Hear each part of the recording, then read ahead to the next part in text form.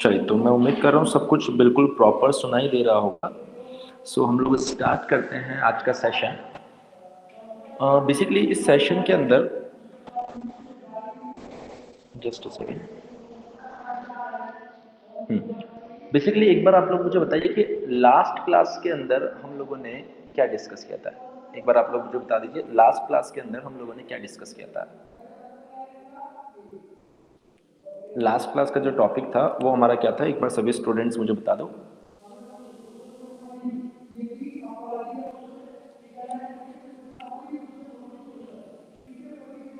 Last class में हमने जो टॉपिक डिस्कस किया था,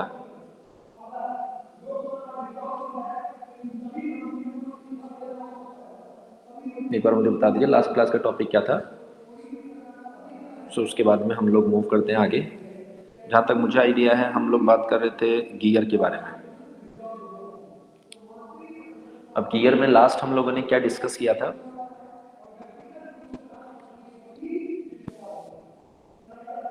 minimum number of teeth on pinion. Okay, क्या इसके ऊपर कोई न्यूमेरिकल किया था हमने? क्या इसके ऊपर किसी भी तरह का कोई न्यूमेरिकल हम लोगों ने डिस्कस किया था?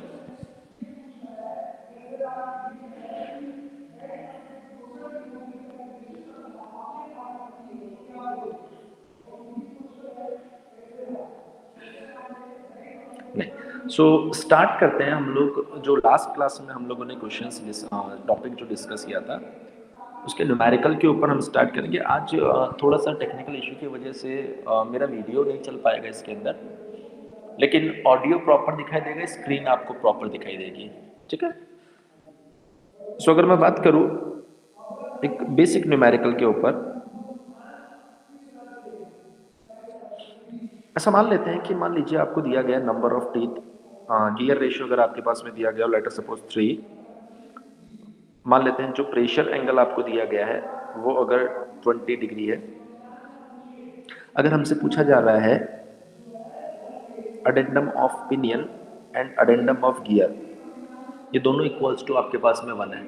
आपसे पूछा जा रहा है what is the minimum number of teeth on gear and pinion to just avoid interference, to just avoid interference।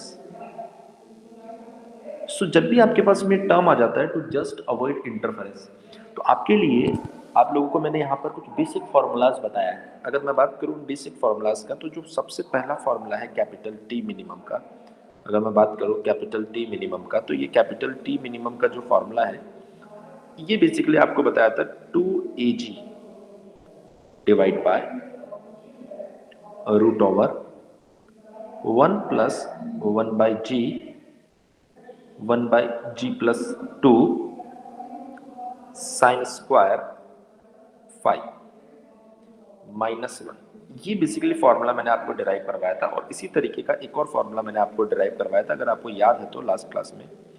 T minimum equals to, यहाँ पर आया था बेटा आपके पास में 2AP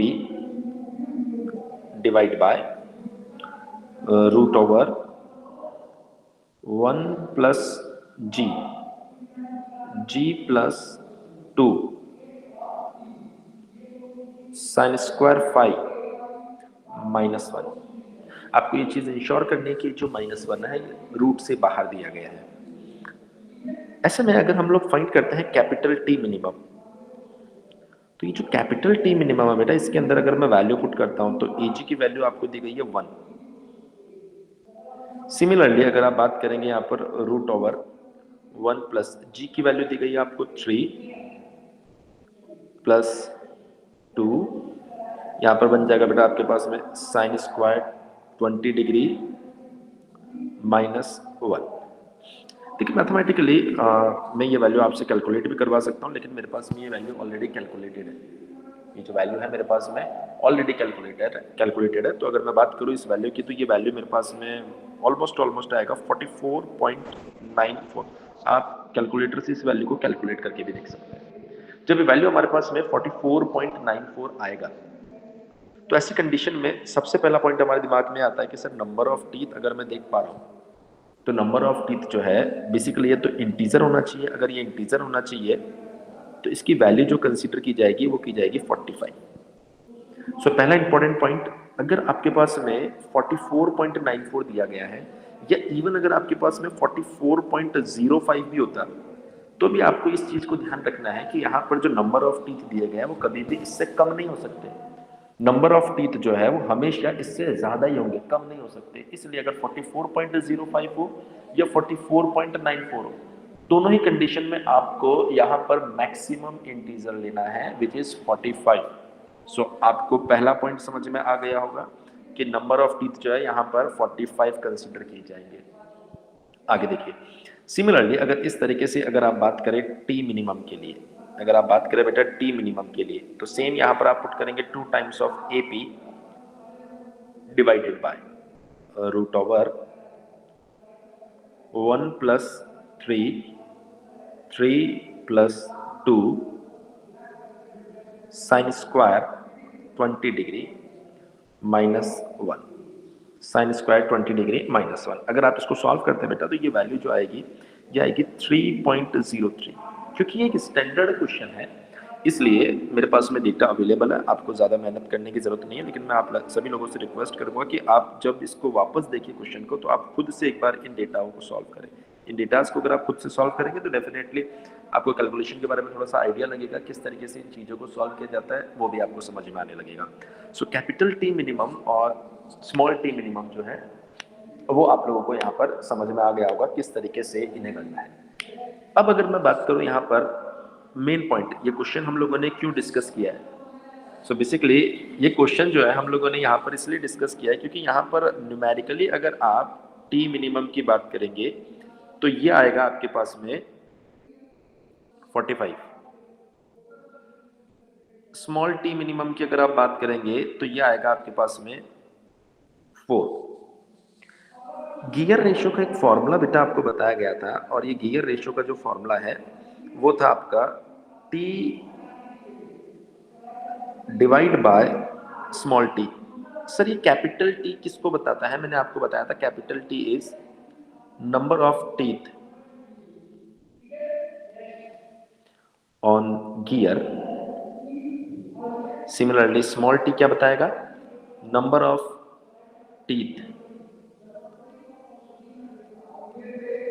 on pinion. So number of teeth on gear and number of teeth on pinion. So इसका ratio आपको दिया गया 3, लेकिन अगर आपने जो वैल्यू फाइंड की है 45 एंड 4, ये रेशियो बेसिकली इसके इक्वल नहीं आ रहा। और जब ये वैल्यू इसके इक्वल नहीं आ रही तो इसका मतलब कहीं ना कहीं यहाँ पर एक छोटी सी समस्या आपके सामने आती है। अगर आप देखें बेटा यहाँ पर नॉर्मली तो आपकी ये जो वैल्यू आ रही है यहाँ पर 45/4 और यहाँ पर जो 3 है ये इक्वल होना चाहिए, पर ये इक्वल नहीं होता है। ऐसी कंडीशन में क्वेश्चन बहुत इंटरेस्टिंग बन जाता है। एक बार सभी स्टूडेंट्स मुझे बताएं इतनी बात आपको समझ में आई या नहीं है? एक बार सभी स्टूडेंट्स मुझे बताएं इतनी बात आपको समझ में आई या नहीं आई?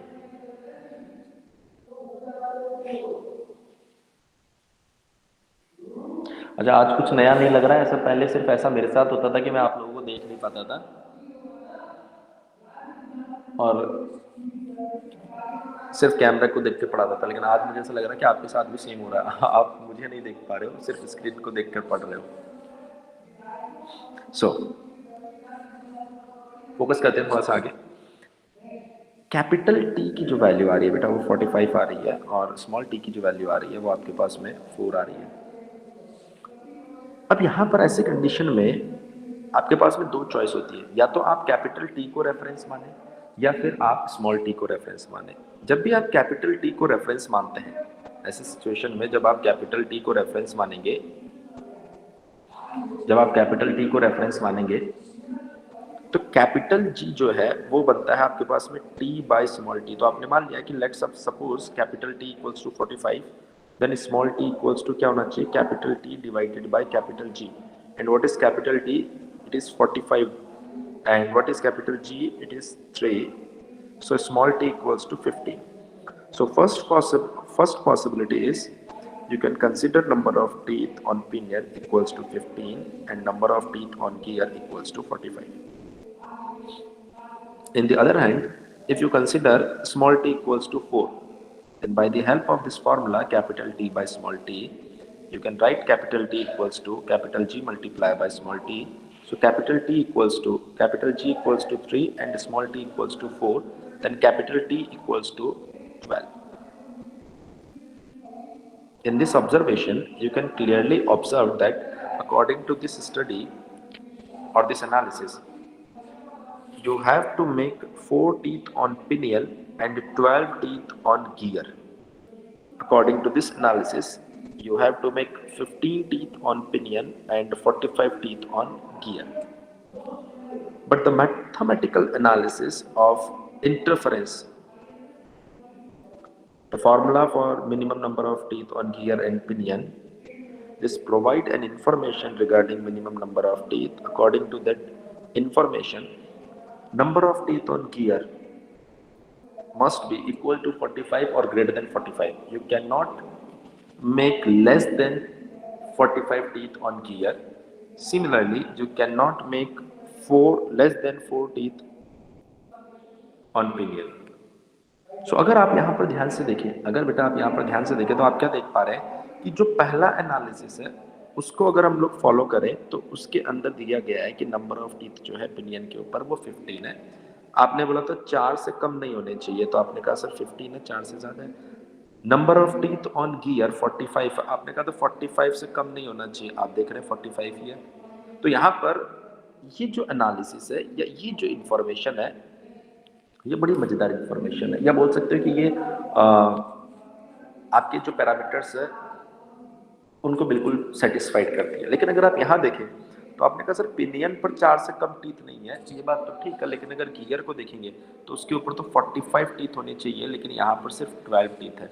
सो बेसिकली अगर आप देखें यहाँ पर तो इसके अंदर इंटरफेरेंस दिखाई देगा। क्यों दिखाई देगा? क्योंकि गियर के ऊपर जो रिक्वायर्ड टीथ है उससे कम टीथ दिखाई दे रहे हैं। लेकिन अगर आप यहाँ पर देखें बेटा तो यहाँ पर नंबर ऑफ टीथ जो है वो अकॉर्डिंग टू रिक्वायरमेंट है, पिनियन पर भी सफिशिएंट है और गियर के ऊपर भी सफिशिएंट है। तो डेफिनेटली ये जो टीथ आप देख पा रहे हैं ये आपके लिए सुटेबल नंबर ऑफ टीथ होंगे। तो अगर आपको यहाँ से क्वेश्चन पूछा जाता है तो आपका जो फाइनल आंसर होगा वो आंसर होगा number of teeth on pinion is 15, number of teeth on gear is 45। तो क्या सीखते हैं सर हम लोग इस क्वेश्चन से?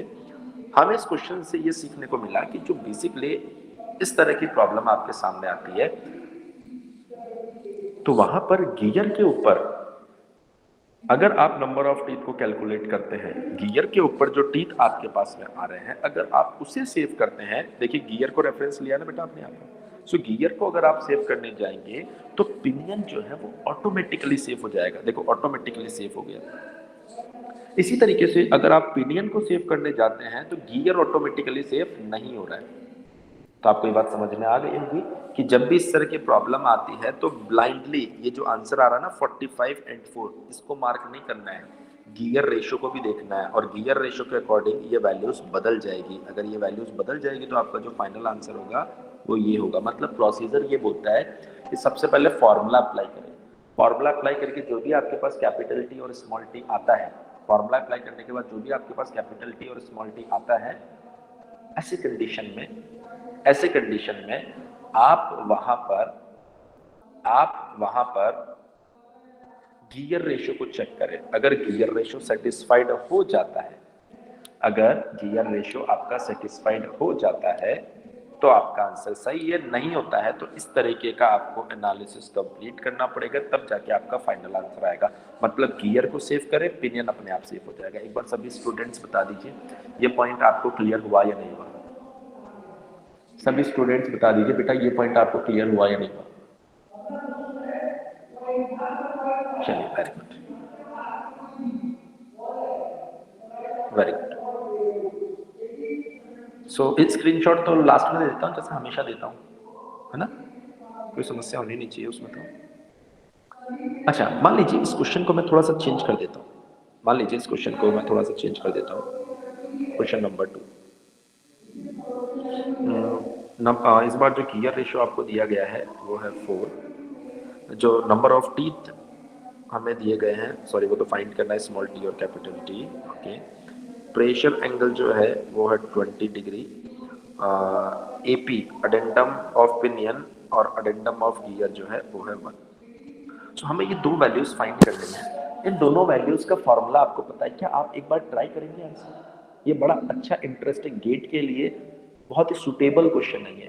क्या आप लोग ट्राई करेंगे एक बार इन दोनों क्वेश्चंस को? पहले एक बार यस बोलो, तब तो मैं वेट करूं। अगर आप ट्राई करोगे तब तो मैं वेट करूं। ओके, ट्राई करेंगे बिल्कुल। चलिए ट्राई कीजिए, ट्राई कीजिए। मैं आप चाहें तो मैं फॉर्मूला दिखा देता हूं आपको। कुछ नहीं करना है, कुछ नहीं करना है। ये देखिए, ये आपका फॉर्मूला है। इसमें कैपिटल जी की जगह, कैपिटल जी में 3 की जगह 4 पुट करना है, बस इतना सा काम करना है, इसके अलावा कुछ नहीं करना है।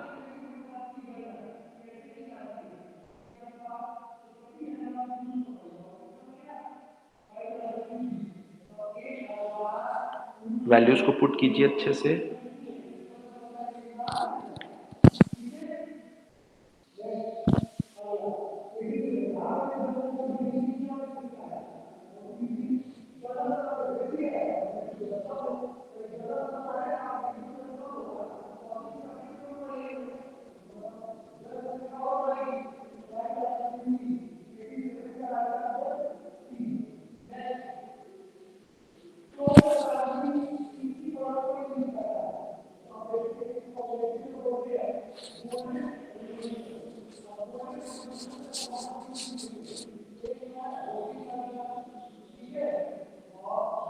सिर्फ वैल्यू पुट कीजिए, वैल्यू पुट करेंगे अपने आप।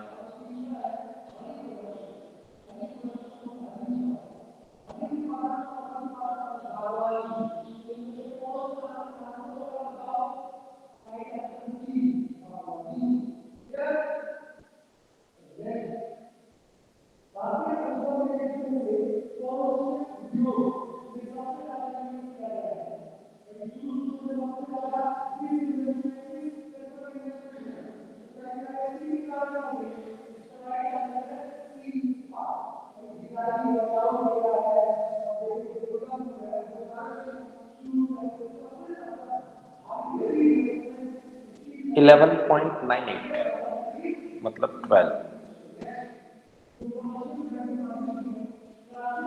देखिए, जब आप फॉर्मूला अप्लाई करते हैं, फर्स्ट फार्मूला अगर मैं बात करूं कैपिटल टी मिनिमम का, तो जब आप ये फार्मूला फाइंड करेंगे, जब ये फार्मूला आप अप्लाई करेंगे तो ये आएगा 2AG divided by root over 1 plus 1 by g plus 2 sine square 5 minus 1। इस फॉर्मूले में अगर आप सारी वैल्यूज पुट कर देते हैं तो ट्वाइस ऑफ AG की value 1 divide by root over 1 plus 1/4 plus 2 sine square 20 degree minus 1। जब ये सारी वैल्यूज अगर हम पुट करें और पुट करने के बाद में अगर हम लोग यहाँ पर आंसर देखें, तो ये जो आंसर कावेरी देन साहिल ने कोई आंसर बताया? Let me verify. साहिल का जो आंसर है, काफ़ी लोगों ने सॉल्व किया। चलिए, तो बहुत अच्छी बात है। आज पता नहीं सडनली तुम्हें क्या हो गया, इतने लोगों ने आंसर कैसे सॉल्व कर लिया। साहिल बता रहे 61.77, कावेरी 61.77, ओके, पवन 61.77 लाइक 62। तो जितने भी स्टूडेंट 61.7 बता रहे हैं ना, मैं आपको बता देता हूँ वो स्टूडेंट बिल्कुल सही बता रहे बेटा, वो स्टूडेंट बिल्कुल सही बता रहे जिसको आप 62 कंसिडर करेंगे। जिसको आप कितना कंसीडर करेंगे बेटा? 62 कंसीडर करने वाला है। अब अगर ये 62 हो गया आपके पास में, तो स्मॉल टी मिनिमम फाइंड करने की आपको जरूरत नहीं है। आपको according to gear G equals to T by T, G equals to क्या है आपके पास में? T by T. सो यहाँ से अगर आप स्मॉल टी फाइंड करना चाहें तो स्मॉल टी क्या बनेगा? Capital T divide by G. So अगर आप देखेंगे small T equals to capital T आपके पास में कितना है बेटा? 62 डिवाइड बाय जी कितना है बेटा आपके पास में? 4। सो ओवरऑल अगर आप देखें यहाँ पर, ओवरऑल बेटा अगर आप देखें तो स्मॉल टी कितना आ रहा है आपके पास में? 15.5, 15.5। अब जब ये आपके पास 15.5 आ रहा है, जब ये आपके पास 15.5 आ रहा है, तो आपका कॉमन सेंस बोलता है कि इसको 16 मान लो। अब देखिए स्टूडेंट्स यहाँ गलती कर देते हैं। स्टूडेंट्स क्या करते हैं, वो देखते हैं कि सर 15.5 से हमने इसको मान लिया 16, लेकिन अगर आप यहाँ से कैपिटल टी की बात करें, अगर आप यहाँ से कैपिटल टी की बात करें, तो आपको पता है capital G equals to capital T by small T होना चाहिए। तो बेसिकली यहाँ पर कैपिटल जी है 4, कैपिटल टी है बेटा 62, और ये है 16, ये फिर से इक्वल नहीं हो रहा। ऐसा क्यों हुआ पता है आपको? ऐसा इसलिए हुआ क्योंकि यहाँ पर एक अप्रोक्सीमेशन आपने ले लिया है, और इस अप्रोक्सीमेशन के हिसाब से आपने ये जो आपके पास में 62 आ रहा है इसको कंसिडर नहीं किया। तो सबसे पहला अप्रोक्सीमेशन देखिए आपने लिया है T minimum equals to 62, T minimum equals to 62, और यहाँ से आपने पता कर लिया स्मॉल टी इक्वल्स टू 15.5। जब आप यहाँ पर अप्रोक्सीमेशन ले रहे हैं लाइक टी इक्वल्स टू आपने 16 ले लिया, तो वंस अगेन यहाँ से आपको कैपिटल टी वापस डिफाइन करना पड़ेगा। So capital T equals to क्या बनेगा, G multiply by small T. So G कितना दिया गया 4 multiply by 16, so capital T equals to 64। So जो करेक्ट आंसर आपका होने वाला है वो होने वाला है 64 एंड 16। ये आपका सही आंसर होगा।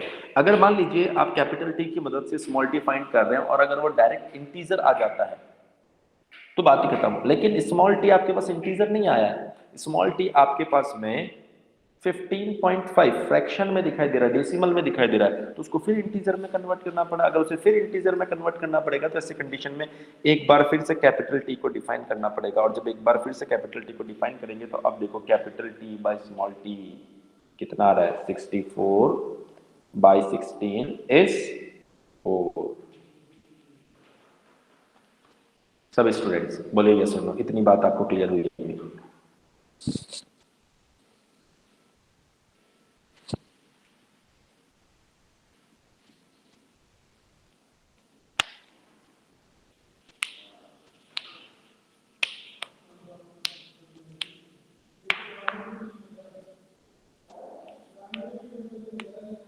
इतनी बात आपको सभी को क्लियर हो गई है? चलिए वेरी गुड। सो अब मैं आपको एक ईएससी कन्वेंशनल का क्वेश्चन लिखवाता हूँ। मुझे याद है जैसा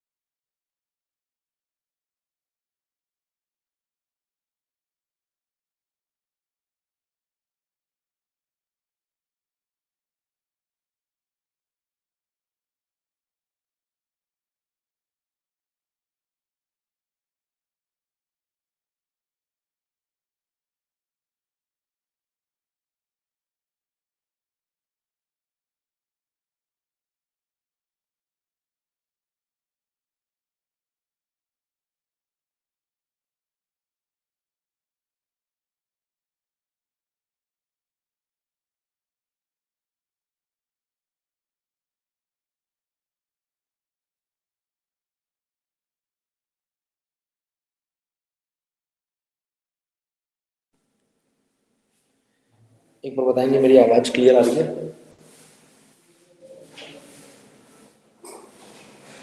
ओके, सो थोड़ा सा नेटवर्क इश्यू हो गया था। आई थिंक अभी सब कुछ प्रॉपर चल रहा है। आई थिंक सब कुछ अब प्रॉपर चल रहा है।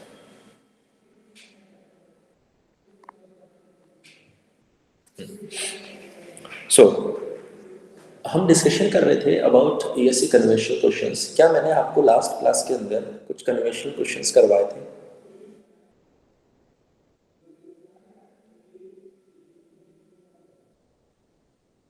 क्योंकि ईएससी में गियर से रिलेटेड प्रॉब्लम्स पूछी गई है। सो एक बार आप लोग मुझे क्लियर कीजिए, क्या लास्ट क्लास में मैंने कुछ कन्वेंशनल क्वेश्चन करवाए थे जिसमें हमने प्रेशर एंगल फाई, स्टबिंग, इन सब चीज़ों के ऊपर चर्चा की थी? बताएं थोड़ा सा जल्दी।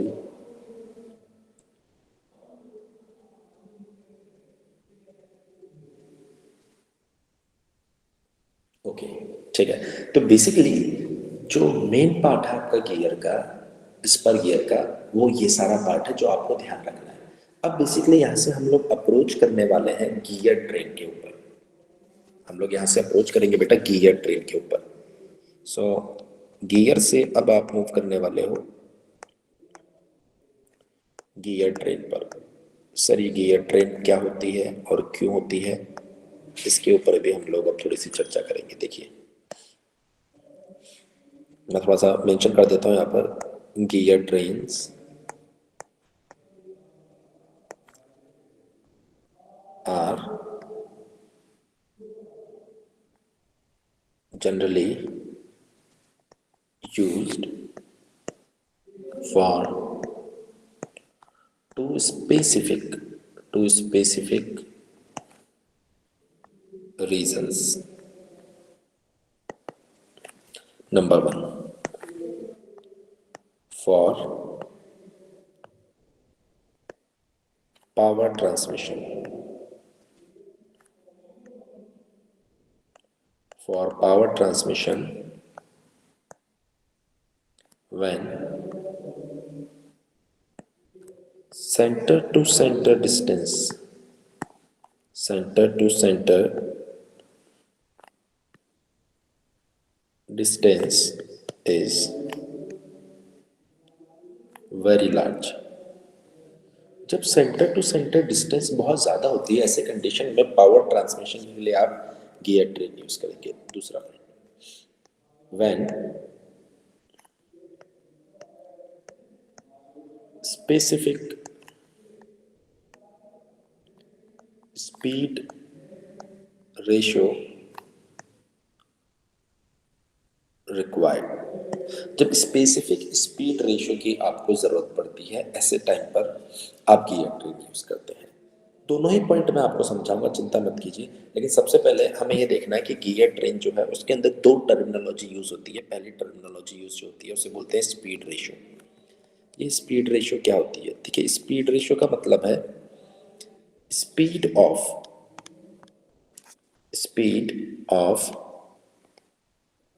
मेन ड्राइवर,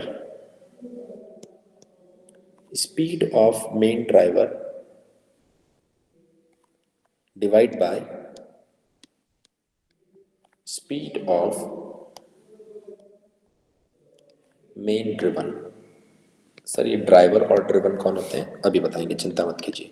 सो इसे रिप्रेजेंट किया जाता है N M D V R divide by N M D V N. I hope आपको ये बात समझ में आ गई होगी। ये क्या चीज़ है अभी हम बताएंगे। एक और टर्म होती है जिसको बोला जाता है बेटा train value. Train value, sir ये ट्रेन वैल्यू क्या होती है? ट्रेन वैल्यू होती है बेटा 1 अपॉन स्पीड रेशियो, मतलब speed of main driven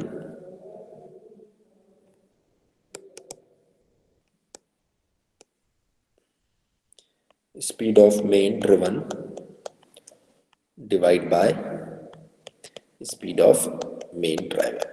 just इसका रेसिप्रोकल हमने कर दिया। देखिए गियर ट्रेन जो होती है वो 4 कैटेगरी की होती है। पहली आती है आपके पास में simple gear train,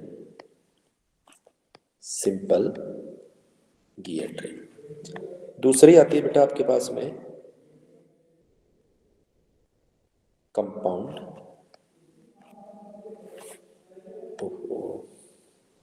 compound gear train.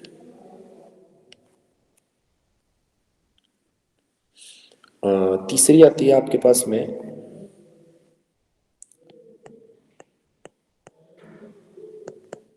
Reverted gear train. और फोर्थ आती है आपके पास में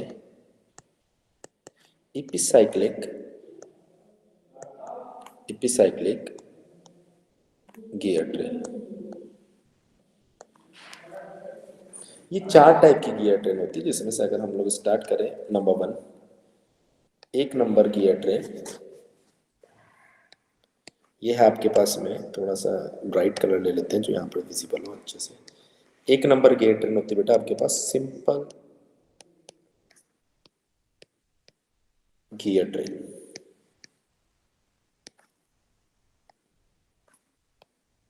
सो अगर हम लोग बात करें सिंपल गियर ट्रेन की, तो सिंपल गियर ट्रेन देखिए कैसे दिखाई देगी आपको। ये आपके पास में फर्स्ट गियर, ये आपके पास में सेकंड गियर, ये आपके पास में थर्ड गियर, और ये आपके पास में फोर्थ गियर। 4 गियर हमने ऐसे कंसिडर कर लिए रैंडमली। एक gear number 1, gear number 2, gear number 3 and gear number 4। ये जो गियर है आपके पास में, इसको 1 नंबर नाम दिया गया, इसको 2 नंबर नाम दिया गया, इसको 3 नंबर नाम दिया गया और इसको 4 नंबर नाम दिया गया। बेसिकली इसको आप एक्सटर्नल सोर्स की मदद से इनपुट प्रोवाइड करते हैं, तो ये आपका मेन ड्राइवर होता है। 4 नंबर गियर जो है वहां से आपको आउटपुट मिलता है, इसलिए इसको मेन ड्रिवन बोला जाता है। इसलिए इसको क्या बोला जाएगा? Main driven. अगर हम लोग बात करें यहाँ पर, लेट सपोज अगर एक नंबर गियर जो है आपका वो क्लॉकवाइज रोटेट करता है, तो ऐसे में 2 नंबर गियर जो है बेटा वो काउंटर क्लॉकवाइज रोटेट करेगा। और अगर 2 नंबर गियर आपका काउंटर क्लॉकवाइज रोटेट करेगा तो 3 नंबर गियर जो है वो क्लॉकवाइज रोटेट करेगा। अगर 3 नंबर क्लॉकवाइज है तो 4 नंबर आपका काउंटर क्लॉकवाइज रोटेट करने वाला है। ये इनके रोटेशन का मूवमेंट है। जैसा कि मैंने आपको पहले भी बताया है कि अगर हम लोग बात करें इन गियर्स के रिलेशंस की, तो जब 2 गियर मैशिंग में होते हैं तो इस रिलेशन को बड़ी आसानी से यहाँ पर लिखा जा सकता है N1 divide by N2 equals to T2 divide by T1। इसी तरीके से अगर 2 और 3 नंबर गियर मैशिंग में हो तो ये बन जाएगा आपके पास में N2 divide by N3 equals to T3 divide by T2। और 3 और 4 नंबर गियर अगर मैशिंग में हो तो ये लिखा जाएगा N3 divide by N4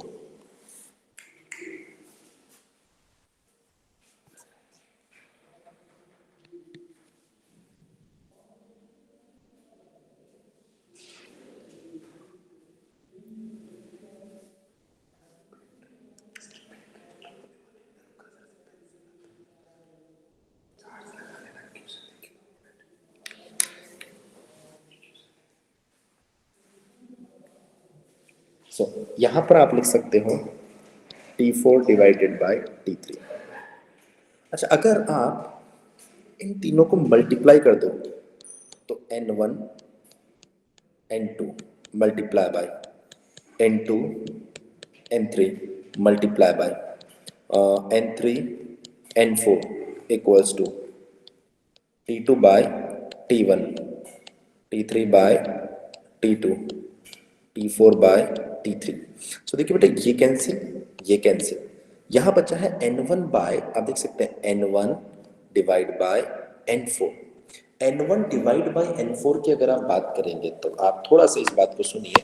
N1 divide by N4 की अगर आप बात करेंगे तो मैं आपको बताता हूँ, N1 एक नंबर जो है वो मेन ड्राइवर है, 4 नंबर जो है वो मेन ड्रिवन है।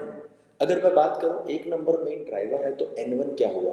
N1 हुआ speed of main driver and what is N4? N4 is clearly speed of main driven. So N1 divided by N4, you can say that N1 divided by N4 is speed ratio. Is actually speed ratio. तो आप क्या बोल सकते हैं sir? यहाँ पर ये जो N1 डिवाइड बाय N4 आ रहा है इसको बोला जाएगा स्पीड रेशियो। इसको क्या बोला जाएगा? Speed ratio. और ये किसके बराबर आ रहा है? देखिए T2 से T2 चला गया, T3 से T3 चला गया, यहाँ बन गया T4 डिवाइड बाय T1। सो ये जो फॉर्मूला आपके पास में आ रहा है my dear students, so this formula is speed ratio formula. Speed ratio formula for simple gear train. एक बार सभी स्टूडेंट्स बता दीजिए आपको ये बात क्लियर हुई या नहीं? सभी स्टूडेंट्स बता दीजिए बेटा आपको ये बात क्लियर हुई या नहीं? इसमें ऐसा कुछ भी नहीं है जहां से आपको किसी भी तरह का कोई डाउट देखने को मिलेगा।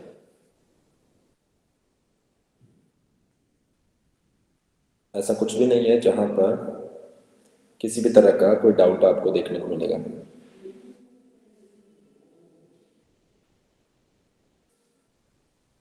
क्लियर, सभी को क्लियर हो गया? चलिए very good, excellent. So sir ये बात तो आप बुक में भी पढ़ सकते हैं, पर वो कौन से पॉइंट्स है जो शायद आपको बुक में नहीं मिलेंगे, सिर्फ यहीं पर आप ऑब्जर्व कर सकते हैं। उन पॉइंट्स के बारे में थोड़ा सा मैं आपको समझाता हूँ।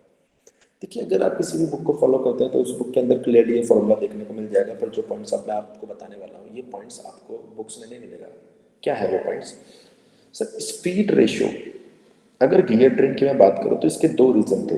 एक थे सेंटर टू सेंटर डिस्टेंस को मेंटेन करना, दूसरा था आपके पास में स्पीड रेशियो को चेंज करने के लिए। तो अगर मैं देखूं यहाँ पर तो स्पीड रेशियो का फॉर्मूला जो है, स्पीड रेशियो का फॉर्मूला जो है उसके अंदर T1 है, उसके अंदर T4 है। मतलब स्पीड रेशियो को फॉर्मूले को सिर्फ और सिर्फ T1 और T2 अफेक्ट कर रहे हैं। अगर मैं T1 को चेंज करता हूं, अगर मैं T4 को चेंज करता हूं, तो ऐसे कंडीशन में आपका स्पीड रेशियो भी चेंज होने वाला है। लेकिन वही अगर मैं बात करूं T2 and T3, speed ratio is totally independent from number of teeth on these two gears. So it means it is obvious that gear number 2 and gear number 3 are not connected for a particular speed ratio. These two gears are connected to maintain center to center distance. So those gears which are connected to maintain center to center distance only and only for to maintain center to center distance, these gears are known as idler gears. These gears are known as idler gears. Once again, I am repeating, gear number 1 and gear number 4. Both gears are involving in speed ratio. But gear number 2 and gear number 3, these two gears are basically connected in this gear train to maintain a center to center distance between gear number 1 and gear number 4. There is no role in speed ratio of these two gears. Speed ratio is totally independent from number of teeth on gear number 2 and number of teeth on gear number 3. Such type of gears which are only connected to maintain center to center distance are known as idler gears. So I think you can clearly observe that gear number 2 and gear number 3, gear number 2 and gear number 3 are idler gear. Idler gear. Am I clear to you? Everyone?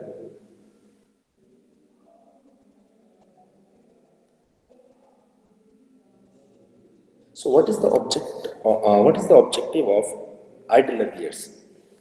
So I'm writing here like idler gear. The primary objective of idler gear is to maintain center to center distance between between shafts. So first is to maintain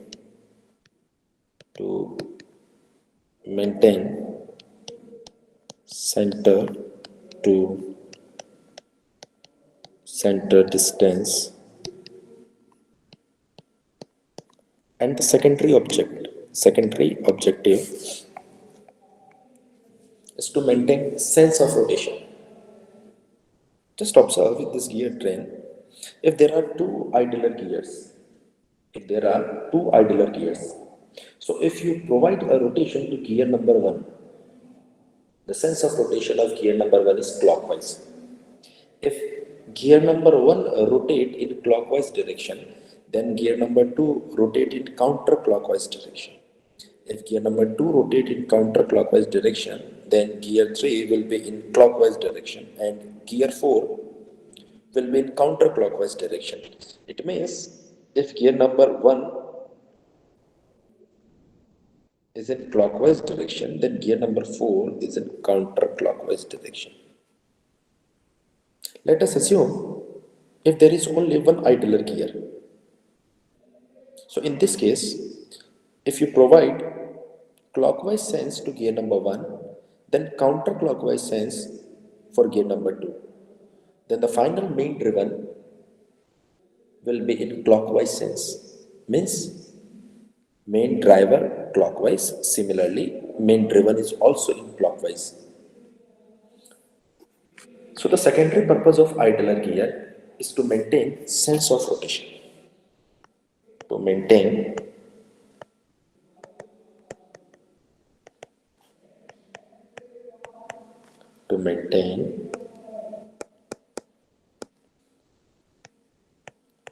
sense of rotation.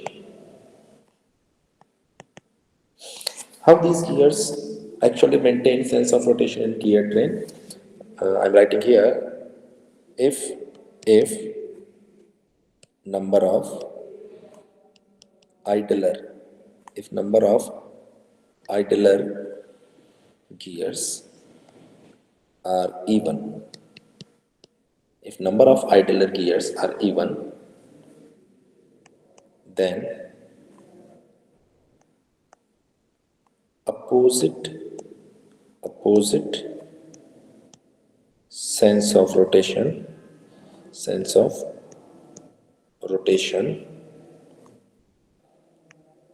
for main driver and main driven.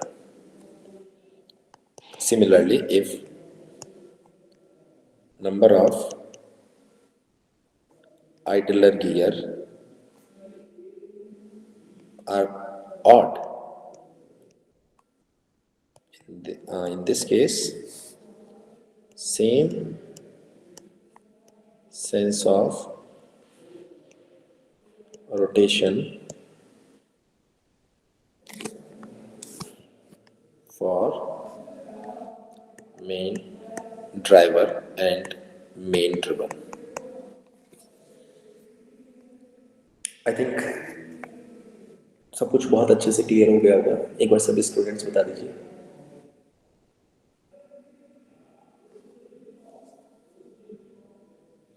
So now we can move on second gear train, which is compound gear train. Now the second one is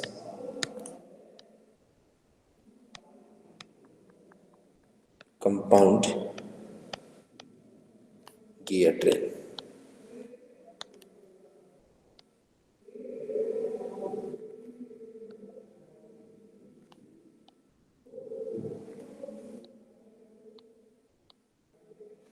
compound gear train. Sir compound gear train क्या होता है? So first I will draw the arrangement of compound gear train.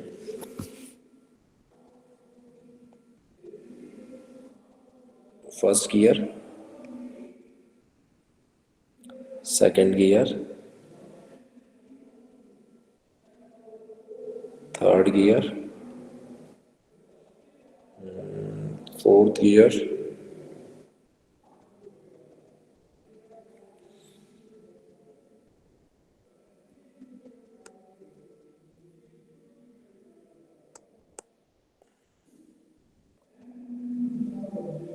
This will be our second gear, and this will be our third gear.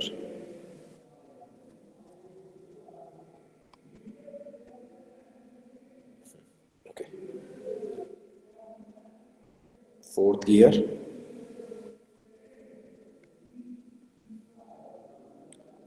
fifth gear, and this will be our last gear. Okay. So first I will explain this arrangement. This is gear number 1, gear number 2, gear number 3, gear number 4, gear number 5, gear number 6. We are providing input to gear number 1, so this gear will known as main driver, and we will get output from gear number 6. So this gear will known as main driver. So in this gear train, gear number 2 and gear number 3 are arranged on same shaft. So these type of gears are known as compound gears. Once again I am repeating, gears connected on the same shaft, known as compound gears. Similarly, gear number 4 and gear number 5, again you can write as both gears are connected on same shaft, so known as compound gears. So if you want to write relation between meshing gears, so you can write for gear number 1 and gear number 2, N1 by N2 equals to T2 by T1. देखिए यहाँ पर एक बड़ा important point है जिसको अगर आप notice करना चाहें तो गियर नंबर 2 और गियर नंबर 3 ये दोनों कंपाउंड गियर्स है। जब भी दो गियर्स कंपाउंड गियर्स होते हैं उनके लिए ये जो रिजल्ट है N1 by N2 equals to T2 by T1 ये वैलिड नहीं होता। क्यों नहीं होता वैलिड, मैं आपको बता देता हूँ। क्योंकि ये जो रिजल्ट है ये तभी वैलिड है जब मॉड्यूल कांस्टेंट होता है। और अगर मैं बात करूं मॉड्यूल कांस्टेंट होने की, तो मॉड्यूल जो है आपका,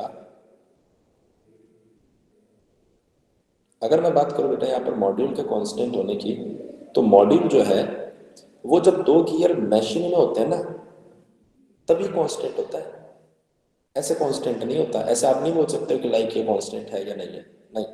जब दो गियर मैशिंग में होंगे बेटा तभी कांस्टेंट होगा। तो अगर दो गियर कंपाउंड गियर है तो ऐसे कंडीशन में वो मैशिंग में नहीं होंगे। मैशिंग में नहीं है तो आप नहीं बोल सकते हो कि उनका मॉड्यूल सेम होने वाला है। सो अगर उनका मॉड्यूल सेम नहीं होने वाला है तो आप फिर ये बात कैसे बोल सकते हो कि ये रिजल्ट वैलिड होगा। So always remember, these results are only valid when both gears are in meshing. एक बार सभी स्टूडेंट्स बताएंगे ये पॉइंट गियर नंबर 2 और 3 के लिए क्यों वैलिड नहीं है, ये बात समझ में आया?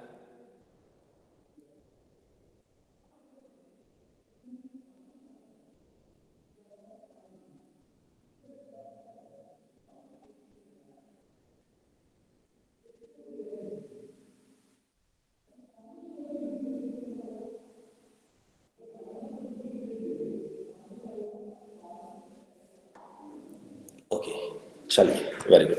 सो 2 और 3 के बीच में ये रिजल्ट नहीं लगा सकते, लेकिन बेटा 3 और 4 के बीच में ये रिजल्ट लगा सकते हैं। So N3 divide by N4 equals to T4 divide by T3। Again 4 और 5 के बीच में नहीं लगेगा, लेकिन 5 और 6 के बीच में लगा सकते हो। N5 divide by N6 equals to T6 divide by T5। So now multiply all three equations. You will get like N1 by N2 multiply by N3 by N4 multiply by N5 by N6 equals to T2 by T1 multiply by T4 by T3 multiply by T6 by T5। अच्छा, जो gear एक shaft पे लगते हैं उनको बोलते हैं compound gears. और मैंने ये भी बताया कंपाउंड गियर जो होते हैं उनकी स्पीड जो होती है ना वो सेम होती है। मतलब मतलब यहाँ पर N2 इक्वल्स टू N3 होगा। यहाँ पर अगर आप देखें तो N4 इक्वल्स टू N5 होगा। तो ऐसे में बेटा आप ये बोल सकते हो कि सर N2 से N3, N4 से N5। सो फाइनली ये बन गया N1 divide by N6। N1 है आपका मेन ड्राइवर, N6 है आपका मेन ड्रिवन। तो speed of main driver upon main driven is known as speed ratio. So speed ratio equals to, ये बन गया बेटा आपके पास T2, T4, T6 divide by T1, T3, T5। सो ये आपके पास में फाइनल फॉर्मूला आ रहा है स्पीड रेशियो के लिए। अच्छा, यहाँ से एक बहुत अच्छा पॉइंट है जिसको ऑब्जर्व किया जा सकता है। अगर मैं आपको बताऊं, एक बहुत प्यारा पॉइंट है जिसको हम लोग ऑब्जर्व कर सकते हैं। जरा देखिए यहाँ पर क्या पॉइंट है, क्या पॉइंट है। देखो, ये जो आपके पास में कंपाउंड गियर ट्रेन है, अगर मैं आपसे ये पूछूं कि इसके अंदर नंबर ऑफ आइडलर गियर कितने हैं, तो जरा बताइए इसके अंदर नंबर ऑफ आइडलर गियर कितने हैं। इस कंपाउंड गियर ट्रेन के अंदर नंबर ऑफ आइडलर गियर कितने हैं। कोई भी स्टूडेंट जो ऑब्जर्व कर पा रहा है उस बात को।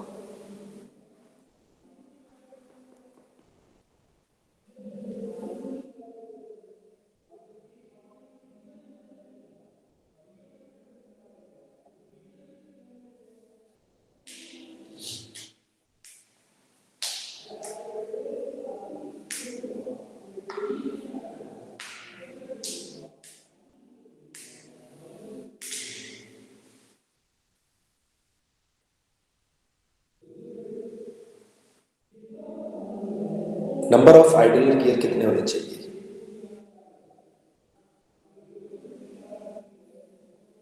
गियर ट्रेन आपकी आंखों के सामने,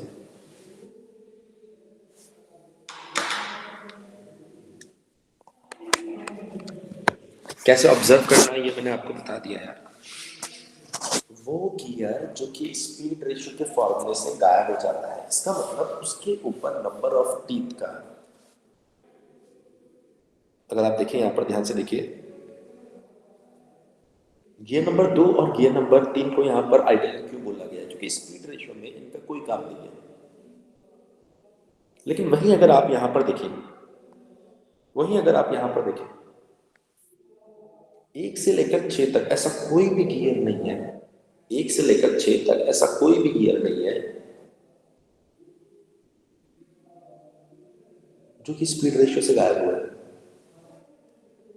अगर ऐसा हो रहा है तो इसका मतलब यहां पर कोई भी आइडलर नहीं है। Then the question is rising, gear number 1 is main driver, gear number 6 is main driven. Then what is the role of gear number 2 and gear number 3, gear number 4 and gear number 5? In the previous gear train, gear number 2 and gear number 3 are idler gears. Basically, these type of gears are arranged to maintain center to center distance. So in this gear train, gear number 2, gear number 3, gear number 4, gear number 5 are not idler gears. इनको सिर्फ और सिर्फ centre to centre distance maintain करने के लिए नहीं लगाया गया है। सो इन गियर्स को हमने यहाँ पर क्यों लगाया, क्या इनका मेन रोल क्या है। पहली चीज, ये चारों gear centre to centre distance तो मेंटेन कर ही रहे हैं, लेकिन स्पीड रेशियो के अंदर भी अपना बहुत बड़ा रोल प्ले कर रहे हैं। अगर इनमें से किसी भी गियर के ऊपर आप नंबर ऑफ टीथ को बदल देते हैं तो पूरा का पूरा स्पीड रेशियो यहाँ पर बदल जाएगा। तो फर्स्ट इंपॉर्टेंट पॉइंट, इस तरह के गियर ट्रेन जहां पर मेन ड्राइवर और मेन ड्रिवन को छोड़ के बाकी जितने भी गियर है वो सारे कंपाउंड है, तो ऐसे गियर्स आइडलर गियर नहीं रखते हैं। ऐसे गियर ट्रेन में आइडलर गियर नहीं होते हैं। सो यहां पर नंबर ऑफ आइडलर गियर बेटा 0 है। अगर नंबर ऑफ आइडलर गियर आपके पास में 0 है तो फिर एक नंबर अगर मेन ड्राइवर है तो बेसिकली इस गियर के साथ जो मशीन है ना वो होगा आपका ड्रिवन। वो कौन होगा बेटा, आपका ड्रिवन। अच्छा, अगला इंपॉर्टेंट पॉइंट, अगर आप ड्रिवन को देख पा रहे हैं, अगर आप ड्रिवन को देख पा रहे हैं, तो ये ड्रिवन कनेक्ट होगा एक शाफ्ट से, और उसी शाफ्ट से कनेक्ट होगा गियर नंबर 3। उसी शाफ्ट से कौन कनेक्ट होगा बेटा? Gear number 3। तो मैं आपको बता देता हूं, अगर गियर नंबर 2 आपका ड्रिवन है जिससे एक शाफ्ट घूम रही है और शाफ्ट से गियर नंबर 3 घूम रही है, और गियर नंबर 3 जो है उसको बोला जाएगा ड्राइवर, क्योंकि ये शाफ्ट से घूम रहा है। गियर नंबर 3 से घूम रहा है गियर नंबर 4, तो गियर से जो कांटेक्ट में आके घूमता है उसको बोलते हैं ड्रिवन। ड्रिवन से शाफ्ट, और शाफ्ट से गियर नंबर 5, तो इसको बोला जाएगा बेटा ड्राइवर। ड्राइवर से जो गियर घूमेगा उसको बोलेंगे ड्रिवन, लेकिन ये आखिरी गियर है जिससे आपको आउटपुट मिलता है, इसलिए इसको बोला जा रहा है मेन ड्रिवन। इसलिए इसको क्या बोला जाएगा? Main driven. So main driver आपको मिल गया, मेन ड्रिवन आपको मिल गया, और ये भी पता चल गया जो बीच में गियर लगे हुए हैं वो कौन है। सो ओवरऑल जो पॉइंट आप ऑब्जर्व कर रहे हैं वो ये है कि सर इसके अंदर अगर मैं देखूं यहाँ पर गियर नंबर 1, गियर नंबर 3 और gear number 5, gear number 1, gear number 3 और गियर नंबर 5, ये है ड्राइवर। ये कौन है बेटा? Driver. Gear number 2, gear number 4 और गियर नंबर 6, ये है ड्रिवन। ये है driven.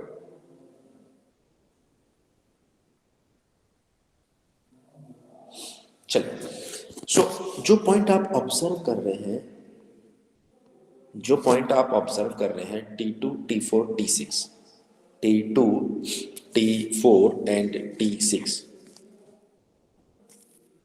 T2, T4 and T6 की अगर मैं बात करूं, ये न्यूमरेटर में है, तो इसको लिखा जा सकता है प्रोडक्ट, इसको लिखा जा सकता है product of number of teeth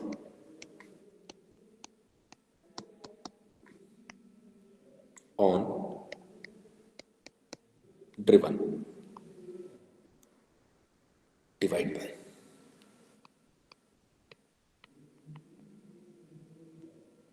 product of number of teeth on driver. So the main point is,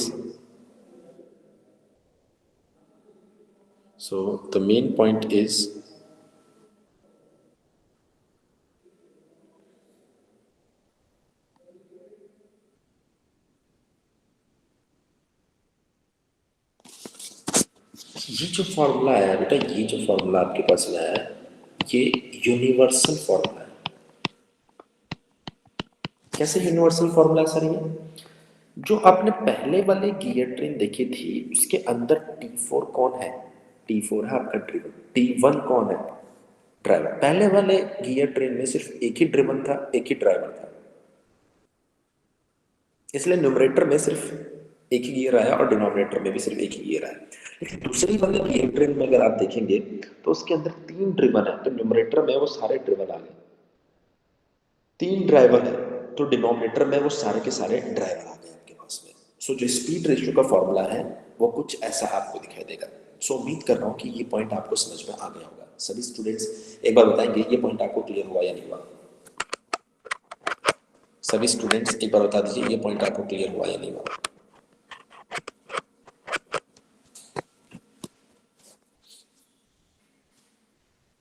clear. तो एक छोटा सा क्वेश्चन पूछता हूं मैं आपसे। आई थिंक शायद के 2014, जहां तक मुझे याद है 2014 का था या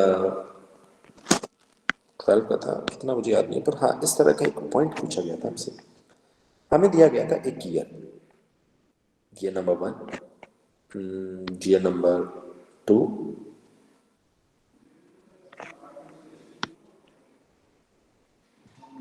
गियर नंबर 3,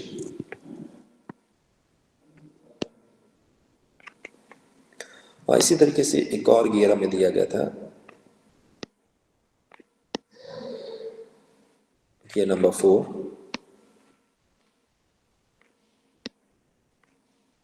और ये बन गया आपका गियर नंबर 5।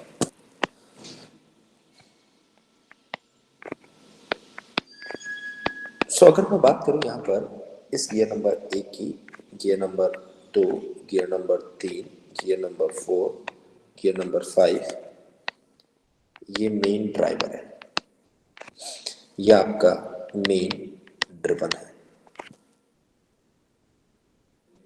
अगर आप इसको ध्यान से देखें, अगर आप इसको ध्यान से देखें तो क्वेश्चन जो है वो सिर्फ इतना सा है, नंबर ऑफ आइडलर गियर्स आपको बताने, आइडलर गियर, ये गियर्स आपको बताने।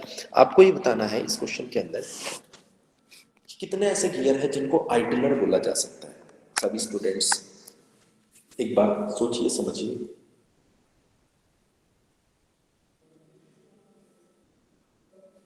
और उसके बाद में जवाब दीजिए। सभी स्टूडेंट्स एक बार सोचिए समझिए और उसके बाद में जवाब दीजिए।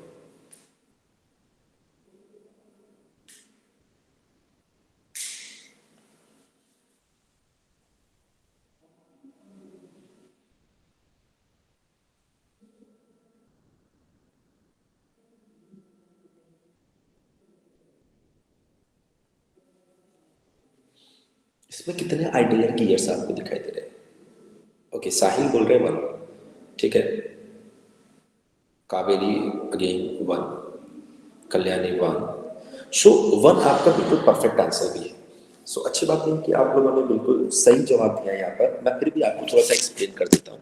सर कैसे हमें पता चला कि यहाँ पर नंबर ऑफ आइडलर गियर 1 आने वाला है? देखिए आपने क्या किया होगा, सबसे पहले एक नंबर और 2 नंबर के बीच में रिजल्ट लिखा होगा। So n1 divide by n2 equals to t2 divide by t1। 2 और 3 के बीच में रिजल्ट नहीं लिखा जाएगा। n3 divide by n4 equals to t4 divide by t3। n4 divide by n5 equals to t5 divide by t4। So अगर आप इनको multiply कर देते हैं, n1 by n2 multiply by n3 divide by n4 multiply by n4 divide by n5 equals to t2 by t1, t4 by t3, t5 by t4। So 2 से 3, 4 से 4, n1 divide by n5 equals to, ये देखिए यहाँ पर 4 से 4, ये बन रहा है बेटा t2, t5, t1, t3। सो इस पूरी कहानी में अगर आप नंबर ऑफ टीथ का फॉर्मूला देखें तो इसमें से सिर्फ और सिर्फ एक ऐसा गियर है जो गायब हो गया। वो कौन सा गियर है? Gear number 4। कौन सा गियर है? Gear number 4, idler gear. इसी गियर को क्या बोला जाएगा बेटा यहाँ पर? Idler gear. एक बार सभी स्टूडेंट बताएंगे पॉइंट क्लियर हुआ है नहीं हुआ? वैसे तो आप लोगों ने आंसर दे दिया तो ऑफकोर्स पॉइंट क्लियर ही रहा होगा। अच्छा, एक दूसरा ऑब्जर्वेशन भी बेटा आप यहाँ पर लगा सकते हैं। सर ये ऑब्जर्वेशन क्या है, देखिए जरा ध्यान से।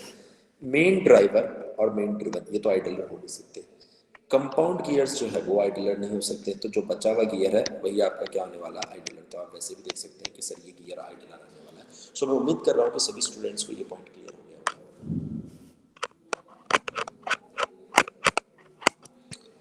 बोलिए एक बार जल्दी से, ये पॉइंट आप सभी को क्लियर हुआ या नहीं हुआ?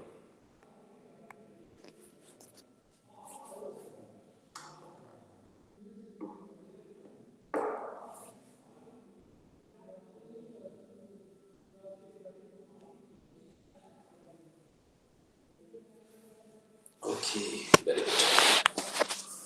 चलिए तो बढ़ते हैं फिर आगे। 3 नंबर जो गियर ट्रेन आपके पास में आती है उसको बोला जाता है reverted gear train. Reverted gear train.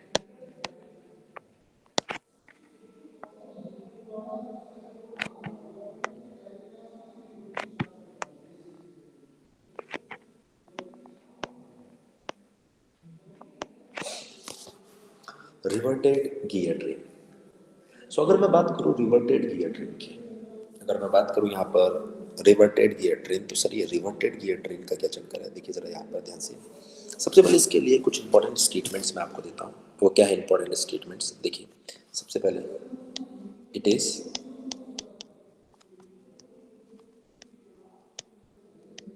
a special case of compound gear train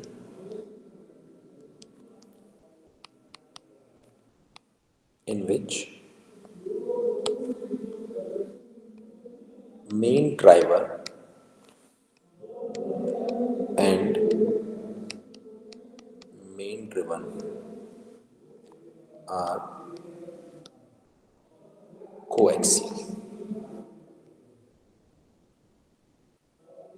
generally used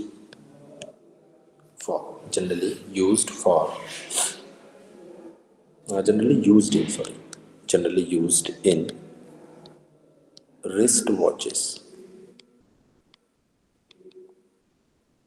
जो आप रिस्ट वॉच पहनते हैं, घड़ी पहनते हैं, जब छोटे होंगे आप उस टाइम पर आपने अपने रिस्ट वॉच जो कलाई घड़ी आप बोलते हैं ना, उसको जब आपने तोड़ फोड़ के देखा होगा तो उसके पीछे की साइड वाइट कलर के गियर्स लगे होते हैं। अगर आपने कभी ऑब्जर्व किया हो तो वो जो वाइट कलर के गियर्स होते हैं उन गियर्स को बोला जाता है, वो जो अरेंजमेंट होता है उन गियर्स को बोलते हैं रिवर्टेड गियर ट्रेन। आप जब बचपन में जब आप घड़ी लेकर आते होंगे, सो उस घड़ी को अगर आपने कभी तोड़ा होगा, पीछे से खोला होगा, तो आपने देखा होगा उसके अंदर व्हाइट कलर के कुछ गियर्स का एक अरेंजमेंट होता है। एक्चुअली में वो जो अरेंजमेंट होता है वो आपका रिवर्टेड गियर ट्रेन का अरेंजमेंट होता है।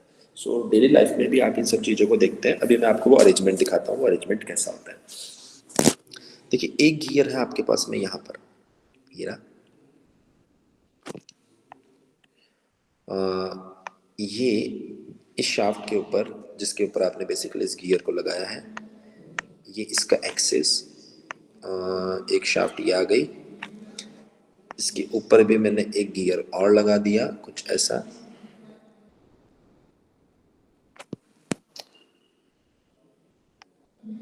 ठीक है। यहाँ पर एक और गियर हमें दिया गया है,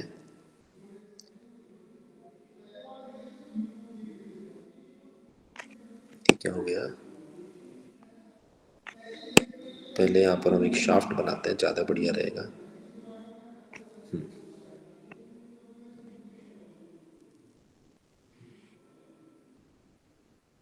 ओके परफेक्ट।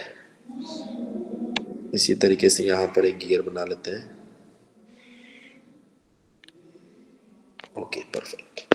सो कुछ इस तरह की गियर ट्रेन है जिसमें ये 1 नंबर गियर है, ये 2 नंबर गियर है, ये 3 नंबर गियर है और ये 4 नंबर गियर है।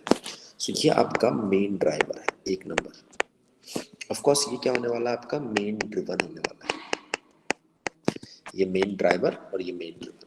अच्छा 2 और 3 एक शाफ्ट पर, ध्यान से देखना, 2 और 3 मैं यहाँ पर मेंशन कर देता हूँ, gear number 2 and gear number 3 एक शाफ्ट पे, इसलिए कंपाउंड गियर्स।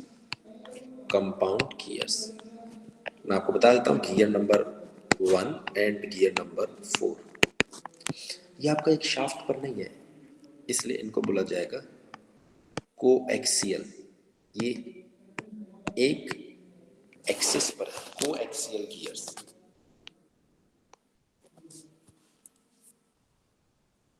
ठीक है। सो उम्मीद कर रहा हूँ ये बात आपको समझ में आ गई होगी। उम्मीद कर रहा हूँ ये जो पॉइंट है ये आपको समझ में आ गया होगा। चलिए तो बढ़ते हैं फिर यहाँ से थोड़ा सा आगे। यहाँ से अगर हम लोग थोड़ा सा आगे बढ़े तो आप ये चीज़ देख सकते हो कि 1 और 2 के बीच में अगर मैं रिलेशन लिखूँ, थोड़ा सा बोर्ड छोटा पड़ गया इस बार। 1 और 2 के बीच में अगर आप रिलेशन लिखेंगे तो ये बन जाएगा बेटा N1 divide by N2 equals to T2 divide by T1। 2 और 3 के बीच में रिलेशन नहीं आएगा। क्यों नहीं आएगा सर? क्योंकि वो बेटा कंपाउंड गियर्स है। सो 3 और 4 के बीच में अगर आप रिलेशन लिखेंगे तो N3 divide by N4 equals to T4 divide by T3। अगर दोनों को आप मल्टीप्लाई कर देते हैं तो N1 by N2 multiply by N3 by N4 equals to T2 by T1 multiply by T4 by T3। 2 और 3 कंपाउंड गियर्स है तो N1 divide by N4 equals to T2 T4 divide by T1 T3। अच्छा, ये main driver, 1 number main driver, 4 number main driven, तो ये बन गया speed ratio. सो आप देख सकते हैं इसके अंदर सर स्पीड रेशियो के फॉर्मूले में, स्पीड रेशियो के फॉर्मूले में एक भी गियर ऐसा नहीं है जो एब्सेंट है। मतलब अगर कोई बोलता है कि इसमें बताओ नंबर ऑफ आइडलर गियर कितने, तो आप क्या बोलेंगे, 0 आइडलर गियर है, क्योंकि जितने भी गियर्स है सारे के सारे स्पीड रेशियो के फॉर्मूले में इन्वॉल्व है। अगर सारे के सारे स्पीड रेशियो के फॉर्मूले में इन्वॉल्व है तो बेटा ये बन जाएगा आपका मेन ड्राइवर। अगर ड्राइवर के साथ जो मैचिंग में है वो ड्रिवन, ड्रिवन से शाफ्ट, ड्रिवन से शाफ्ट, शाफ्ट से जिसमें मोशन आ रहा है वो ड्राइवर, ड्राइवर से जो मैशिंग में है ड्रिवन, और यहाँ से आपको आउटपुट मिल रहा है, इसलिए मेन ड्रिवन। सो उम्मीद कर रहा हूँ बेटा ये पॉइंट आपको बहुत अच्छे से क्लियर हो गया होगा। एक बार जल्दी से बोल दीजिए यस और नो, एक बार जल्दी से बोल दीजिए बेटा यस और नो।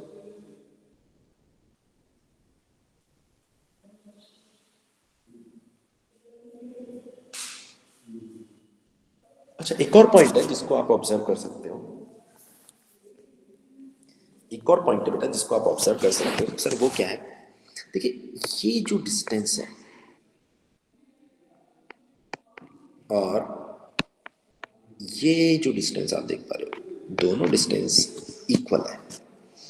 सर इस डिस्टेंस को कैसे डिफाइन कर सकते हैं, इसको आप बोल सकते हो R4 प्लस R3। इसको कैसे बोल सकते हो, इसको बोल सकते हो R1 प्लस R2। सो बड़ी आसानी से ये बात बोली जा सकती है।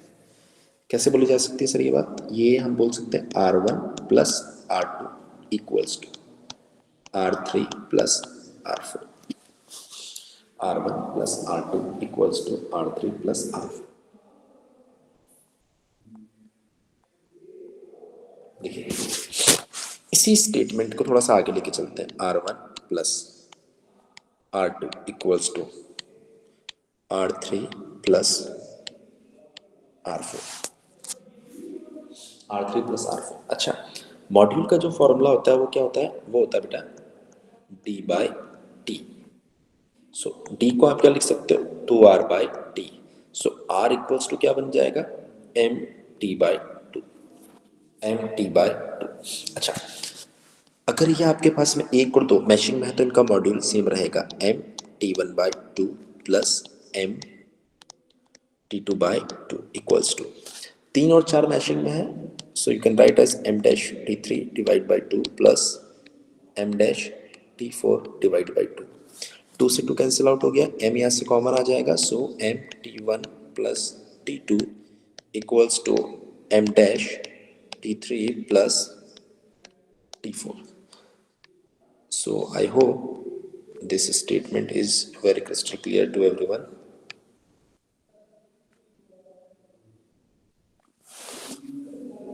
सभी स्टूडेंट्स क्लियर हुआ या नहीं हुआ, सभी स्टूडेंट्स बताएंगे बेटा क्लियर हुआ या नहीं हुआ।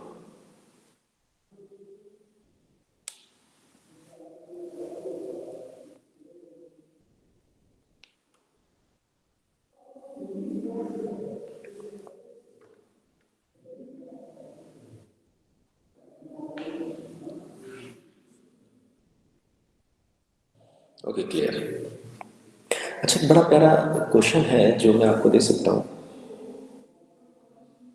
अगर आप सॉल्व करेंगे तो डेफिनेटली आपको कॉन्सेप्ट्स में क्लियरिटी मिलेगी इस क्वेश्चन से।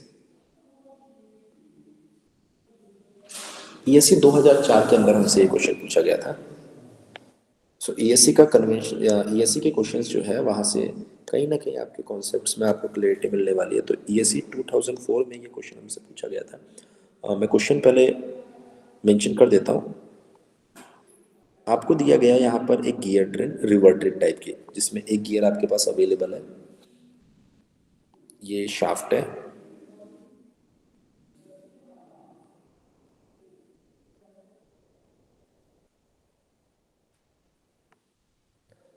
यहाँ पर एक गियर और दिया गया है आपको,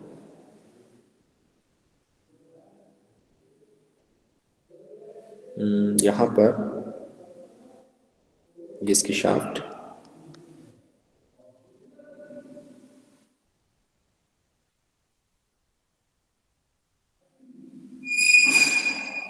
ओके। कुछ इस तरीके का अरेंजमेंट हमें मिल रहा है, कुछ इस तरीके का अरेंजमेंट हमें मिल रहा है। इसके अंदर हमें दिया गया T3 इक्वल्स टू 10, यहाँ पर हमें दिया गया है T1 equals to 60, module of this gear equals to 1 mm and the distance will be 35 mm. This is gear number 2, which is actually our input gear, or you can say that it is main driver. Similarly, this will be our output gear, or you can say that this will be main driven. Number 4, gear number 4. So what is the actual statement?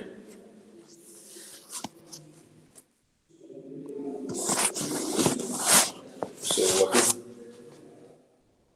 our actual statement? Is it proper visible to everyone? I think this will much better. Okay, ऐसे ही रखते हैं क्योंकि वो question एक slide में पूरा आ नहीं पाएगा इस वजह से. In the figure,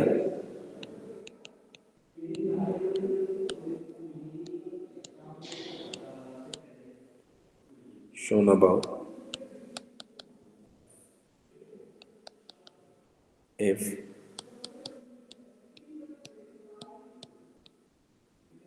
the speed of the input, the speed of the input shaft of the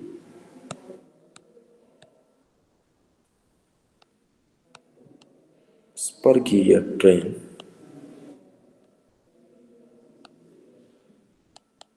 is 2500 rpm and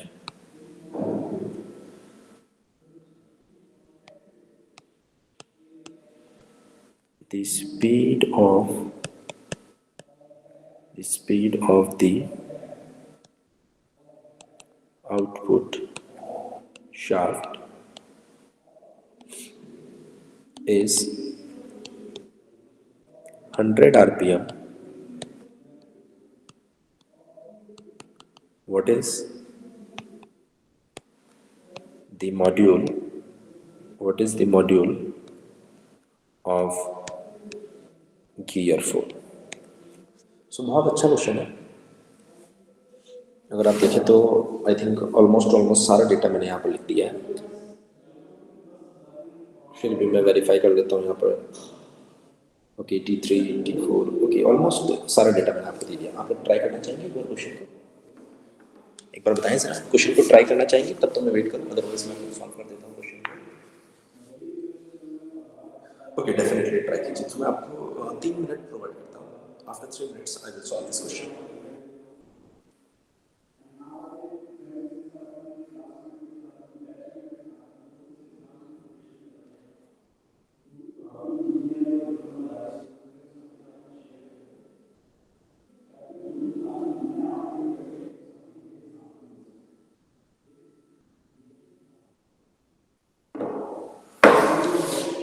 सभी स्टूडेंट्स एक बार ट्राई करें.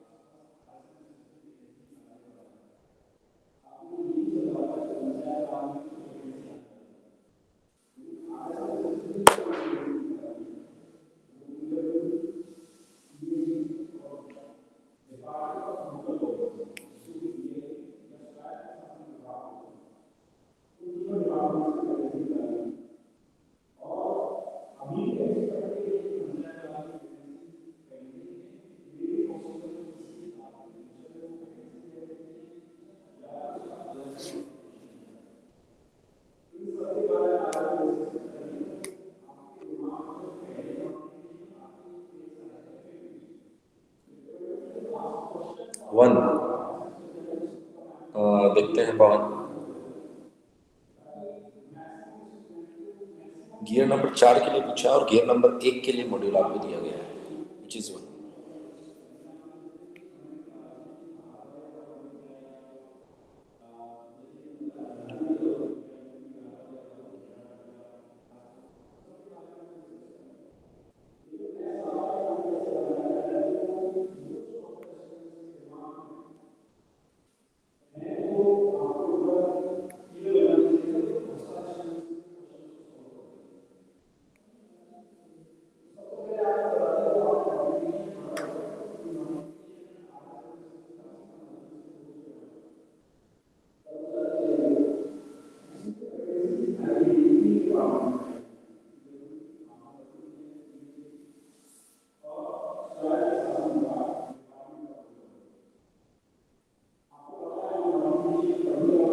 और कोई स्टूडेंट ऐसा जो आंसर पे पहुंच पाया हो? सिर्फ पवन ने आंसर 1 बताया है।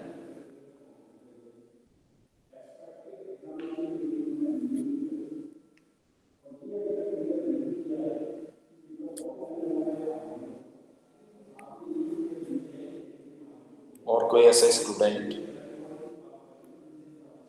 चलिए, सो आपका टाइम खत्म हो चुका है। अब मैं सॉल्व करता हूँ क्वेश्चन को। देखिए, सबसे बड़ी गलती शायद इस क्वेश्चन के अंदर जो हमसे हो रही होगी वो क्या है, मैं आपको बताता हूँ। यहाँ पर जो रिजल्ट है, जो फॉर्मूला है आप यूज कर रहे हैं, मेरे ख्याल से speed ratio equals to n1 by n4 equals to, देखिए अभी थोड़ी देर पहले डिराइव किया था, हाँ, 2 and 4 t2 t4 divide by t1 t3। अच्छा, ऑनेस्टली बताएंगे आप में से कितने स्टूडेंट है जो इस फॉर्मूले को यूज कर रहे हैं? आप में से कितने स्टूडेंट है जो इस फॉर्मूले को यूज कर रहे हैं? ऑनेस्टली बताएंगे।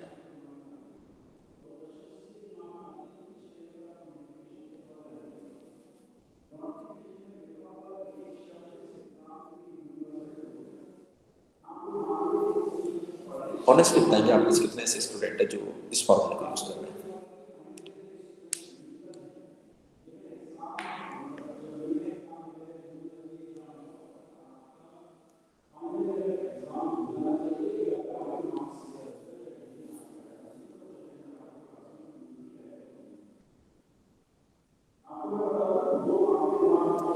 कोई भी नहीं।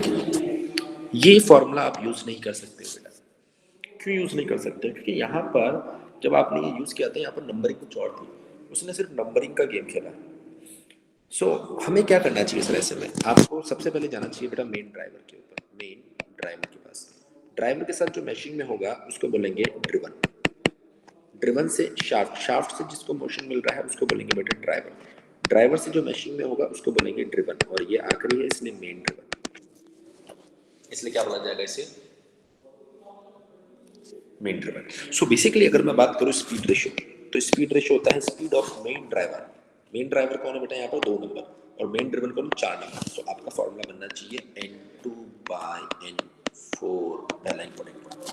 दूसरा, न्यूमरेटर में कौन आता है? न्यूमरेटर में जितने भी ड्रिवन है वो सब आते हैं, कौन है? 4 और 1। सो t4 t1। डिनोमिनेटर में जितने भी ड्राइवर होते हैं बेटा वो आते हैं, ड्राइवर कौन है बेटा? 2 नंबर और 3 नंबर। ये और कुछ नहीं। पहली चीज तो आपको ये फॉर्मूला यूज करना चाहिए। एक बार जरा मुझे बताएंगे फॉर्मूला क्लियर है सभी को? एक बार जरा मुझे बताएंगे बेटा फॉर्मूला क्लियर है सभी को? एक बार जरा बताएंगे बेटा फॉर्मूला क्लियर है सभी को? Okay, very good. सो स्पीड रेशियो n2, देखो ध्यान से, ये देखो, ये क्या बोल रहा है? Input shaft of spur gear train is 2400। Input की स्पीड, आउटपुट की स्पीड। तो आप लिखेंगे n2 is 2400 divide by n4 is 100 equals to t4। What is t4? t4 is पता नहीं। t1, t1 is 60। t2, what is t2? t2 is, t2 पता नहीं। And what is T3? T3 is 10. So it is obvious, like this value is 24, this is 6. So T4 equals to 4 times of T2. 4 times of T2।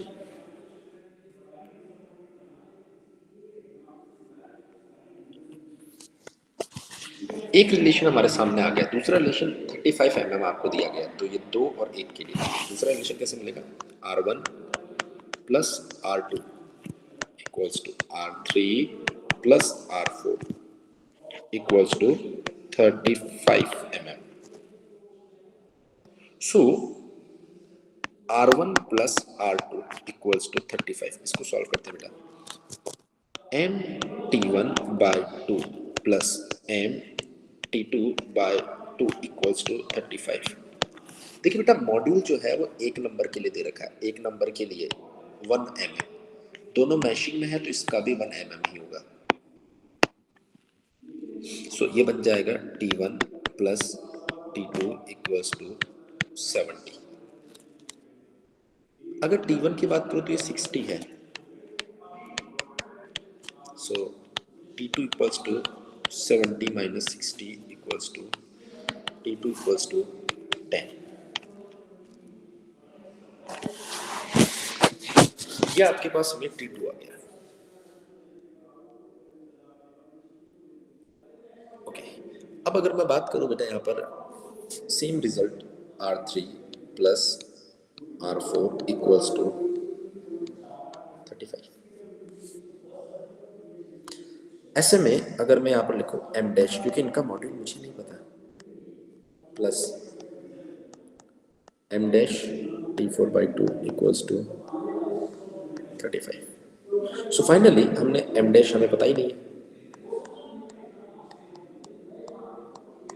70। So M dash T3 की अगर मैं बात करूँ बेटा, T3 आपको कितना दिया गया है? T3 इज 10,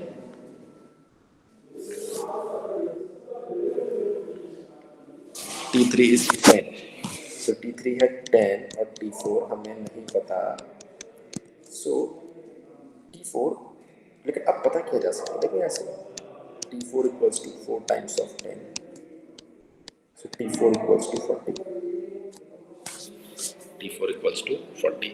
सो ये बन जाएगा बेटा M dash equals to 10 plus 40 equals to 70, so M dash equals to 70 by 50, so this will be 7 by 5। जरा बताएंगे ये वैल्यू कितनी आ रही है? क्या ये वैल्यू 1.4 आ रही है? क्या ये वैल्यू 1.4 आ रही है? so, मुझे लगता है कि क्वेश्चन बड़ा आसान है, कोई दिक्कत है नहीं अब इस क्वेश्चन के अंदर। बोले बेटा क्लियर हुआ है? एक बार सभी स्टूडेंट्स बोल दीजिए क्लियर हुआ या नहीं हुआ।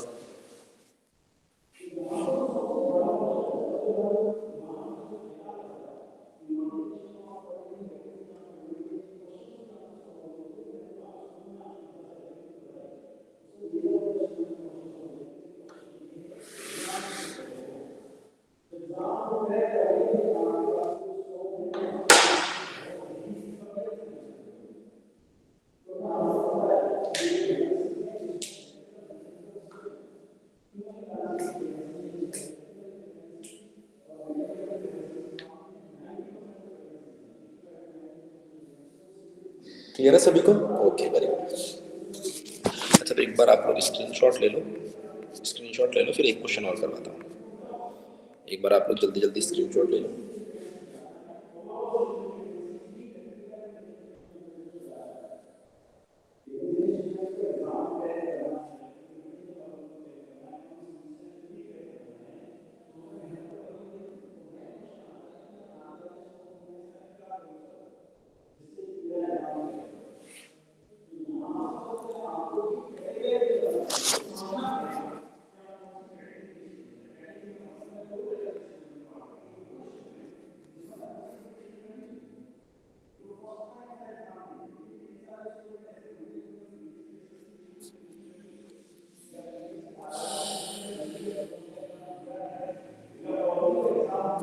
स्क्रीनशॉट ले लो बेटा जल्दी जल्दी।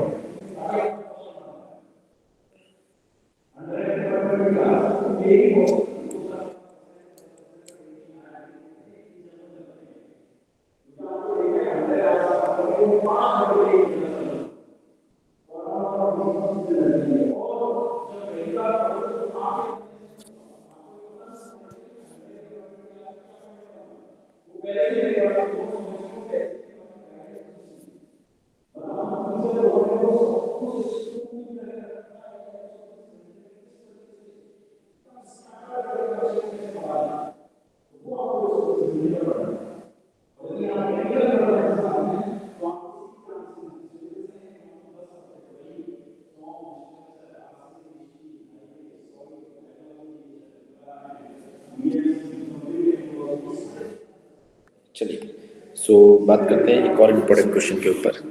देखिए, एक और बड़ा प्यारा क्वेश्चन हमसे पूछा गया था। क्या था सर वो क्वेश्चन? हमको बोला गया था कि कुछ इस तरीके के 4 गियर्स हमें दिए गए हैं।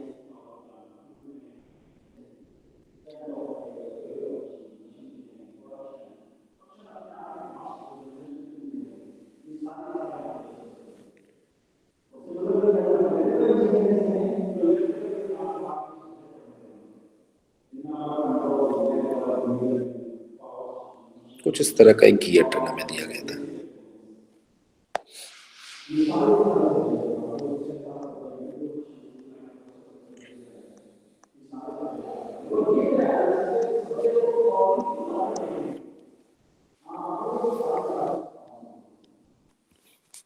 इस गियर का नाम है P, इसका नाम है Q, इसका नाम है R और इसका नाम है S। हमें बोला गया था number of teeth on P, number of teeth on Q, number of teeth on R, number of teeth on S। सो इसके ऊपर 10 टीथ है, R के ऊपर 30 टीथ है, Q के ऊपर 20 टीथ है और P के ऊपर 50 टीथ है। ऐसा हमने मान लिया। हमें दिया गया बेटा यहाँ पर module of Q equals to 3 mm। ठीक है, हमसे पूछा है centre to centre distance between gear P and gear S।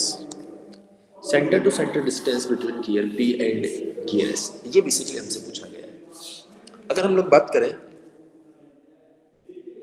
बात करें दोनों गियर्स के बीच में सेंटर टू सेंटर डिस्टेंस की, तो बेसिकली यहाँ से लेकर यहाँ तक की डिस्टेंस हमसे क्वेश्चन में पूछी गई थी। मैं आपको सिर्फ एक आइडिया दूंगा, आपको खुद को क्वेश्चन को सॉल्व करना है। यहाँ से यहाँ तक की अगर मैं डिस्टेंस की बात करूँ, लेट्स से सपोज इस डिस्टेंस को मैं बोल देता हूँ CC, तो CC is actually equal to ये यहाँ से यहाँ तक की डिस्टेंस क्या है, रेडियस ऑफ P, प्लस यहाँ से यहाँ तक की डिस्टेंस क्या है बेटा, यहाँ से यहाँ तक की डिस्टेंस क्या है, सर यहाँ से यहाँ तक की डिस्टेंस है रेडियस ऑफ क्यू प्लस यहाँ से यहाँ तक की डिस्टेंस क्या है सर? यहाँ से यहाँ तक की डिस्टेंस है रेडियस ऑफ आर प्लस यहाँ से यहाँ तक की डिस्टेंस क्या है सर? यहाँ से यहाँ तक की डिस्टेंस है radius of S. So my dear students, मुझे लगता है कि आप लोग समझ गए हैं कि यहाँ पर क्या बोला जा रहा है।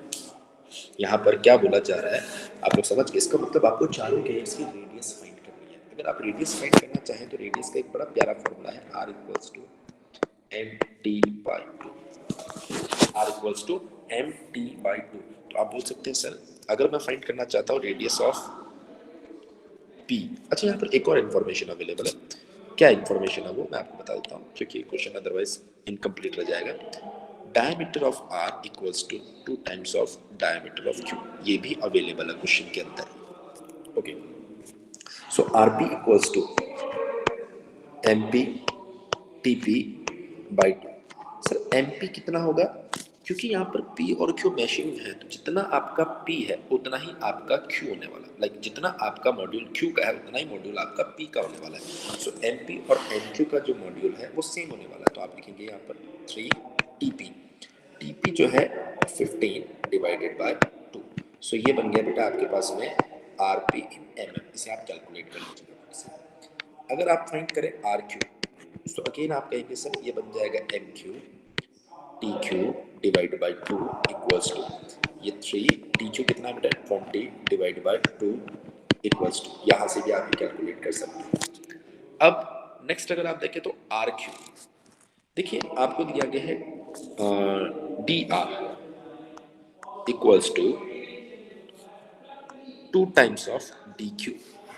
सो मेरे ख्याल से ये कहना गलत नहीं होगा radius of r equals to 2 times of radius of q। ये कितना बन जाएगा बेटा? जो भी यहाँ से आएगा RQ उसको 2 टाइम्स कर देना, ये भी मिल जाएगा। अच्छा, RQ मिल गया आपको बेटा। RQ अगर आपको मिल गया तो आप बोल सकते हो मॉड्यूल ऑफ R अगर आपको मिल गया तो मॉड्यूल ऑफ R इज क्या होने वाला? Module of R is dr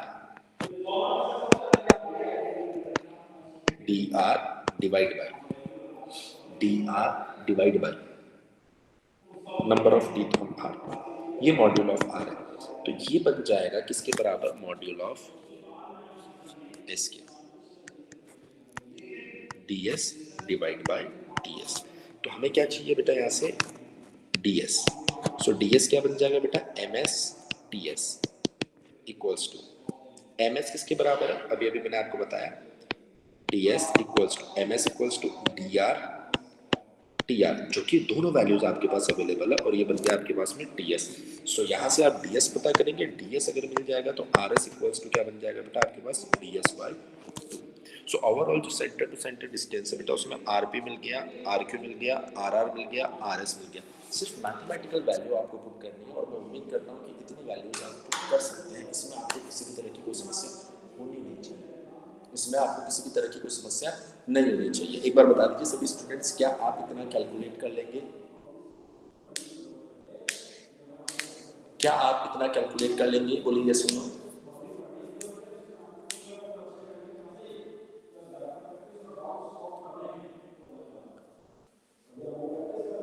okay, तो आप इस लास्ट पार्ट का भी एक बार स्क्रीनशॉट ले लीजिए और उसके बाद में आप आराम से घर पर इसे सॉल्व कर लीजिए। कल हम लोग चर्चा करेंगे बेसिकली एपिसाइक्लिक गियर ट्रेन के ऊपर, जो कि गेट पॉइंट ऑफ व्यू से मोस्ट इम्पॉर्टेंट है। अगर मान लीजिए 100 क्वेश्चन गियर ट्रेन पर आते हैं तो 80 क्वेश्चंस आपके एपिसाइक्लिक गियर ट्रेन के रहते हैं, इसलिए उसे जानना बहुत ज़्यादा ज़रूरी है। जब आप पीवाईक्यू देखेंगे तो आप देखेंगे वहाँ पर मैक्सिमम क्वेश्चंस जो है वो एपिसाइक्लिक के ही है, क्योंकि वो बहुत ज़्यादा इंपॉर्टेंट है।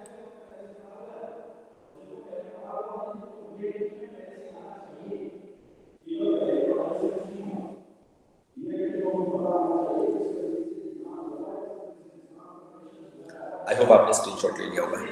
तो कैसा एक्सपीरियंस रहा आज इस टैग के ऊपर क्लास लेने से? उस क्लास से ये क्लास थोड़ा सा डिफरेंट है। वहाँ पर मैं आपको थोड़ा सा विजिबल होता हूँ, यहाँ पर मैं आपको विजिबल नहीं होता हूँ। वैसे ऐसा नहीं है, कल से मैं आपको विजिबल रहूँगा, लेकिन इस क्लास में और उस क्लास में थोड़ा सा फर्क है। ये आज तो ये कैमरा ढंग से काम नहीं कर रहा है, इस वजह से मैं आपको पर उम्मीद कर रहा हूँ फिर भी सब कुछ समझ में आया होगा आपको। उम्मीद कर रहा हूँ बेटा फिर भी आपको सब कुछ समझ में आया होगा, है ना? चलिए, okay, so thank you very much. कल मिलते हैं सेम टाइम पे 7 बजे। Good night everyone.